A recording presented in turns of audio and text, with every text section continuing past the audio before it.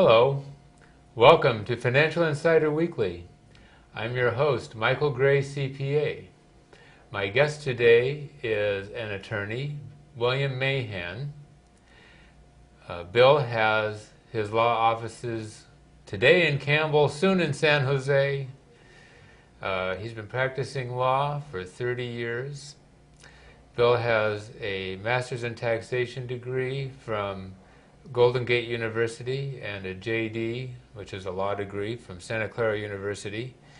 And his practice focuses on estate planning and probate and business planning and real estate. And today, Bill and I are going to be talking about tax considerations for short sales and foreclosures, and maybe a little bit about loan modifications too. So before we get started, we want to give you a caution, and that is that this is a complex area, and this is only an introduction, and we want you to seek legal and tax advice, and we hope this will just be the beginning of a continuing conversation that you're going to have with your own advisor. So with that, Bill, thanks a lot for joining me today. Thank you. And so let's go ahead and get into some of our questions. So first of all, what are some tax consequences related to loan modifications? Well, loan modification is when a borrower goes back to a lender and wants to modify the terms of the loan. And so the kinds of things you would modify would be the length of the loan, the interest rate, or maybe the principal amount. The primary area where tax consequences are going to arise is in the area of principal reduction, because that is debt relief, and debt relief generates income tax. And so, you know, it's not, even if it was non-recourse financing, you're not really dealing with it as that kind of mortgage. You're just asking for a modification of terms. So I think the tax consequences from a reduction in principal would be a tax consequence, the income tax consequence that would have to be looked at, and then, you know, once you've calculated what that's going to mean, you know, look and see if there's some way you can get a relief from that kind of taxation. Is there an exclusion that may apply? Right. So we may talk a little bit about some of those here shortly. Should be.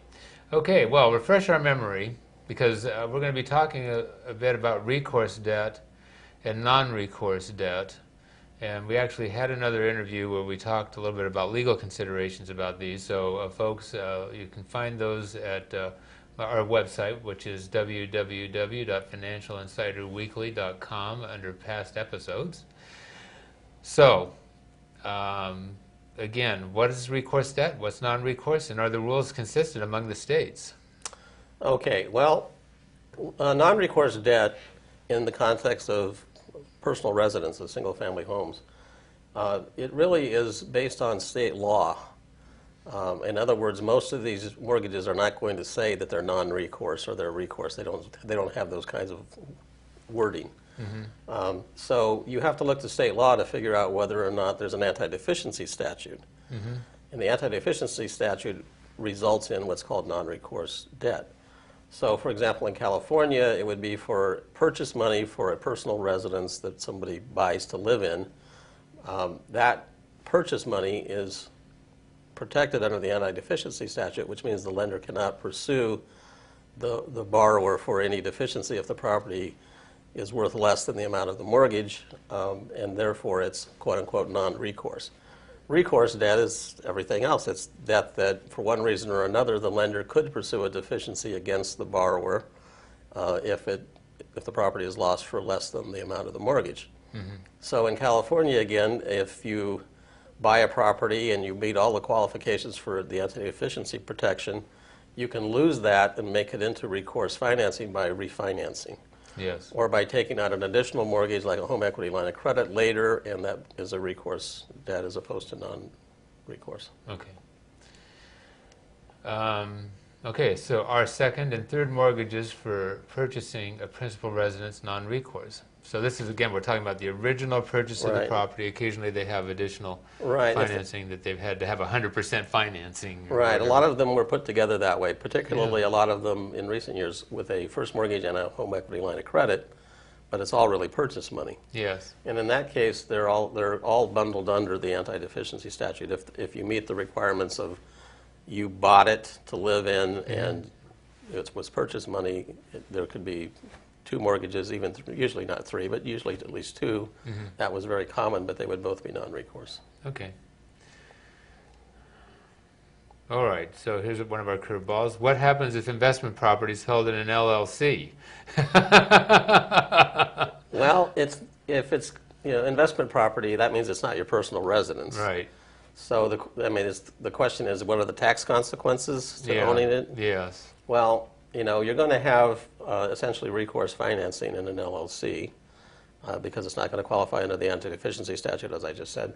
So the tax consequences are going to depend upon, again, if the property is foreclosed for less than the value of the property, there's going to be a tax consequence. And you're not going to qualify under other statutory protection for debt relief.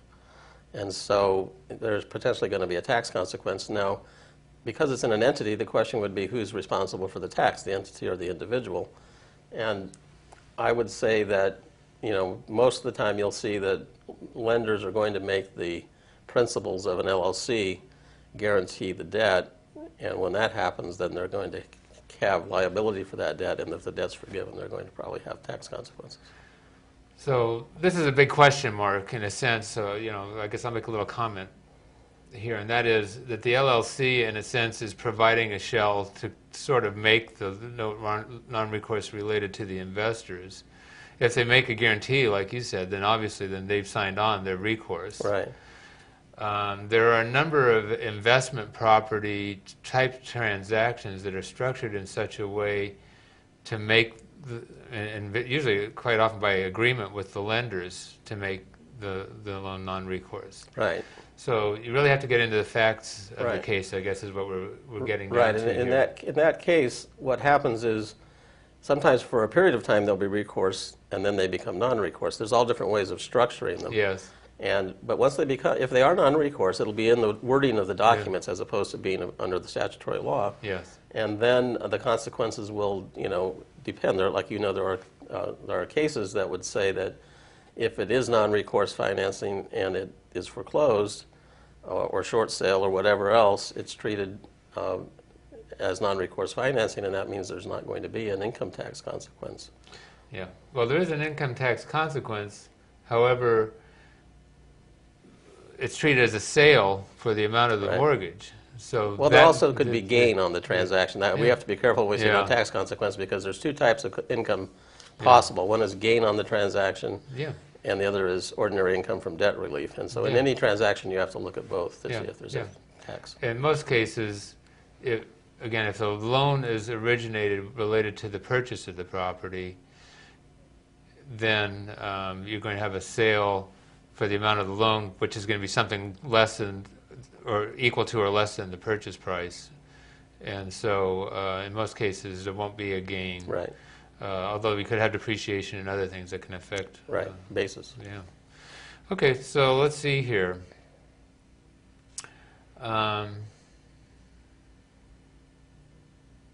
What's the tax consequence of a deed of trust sale of a non-recourse debt? So in a sense, it follows a little bit of what we were just saying. Right.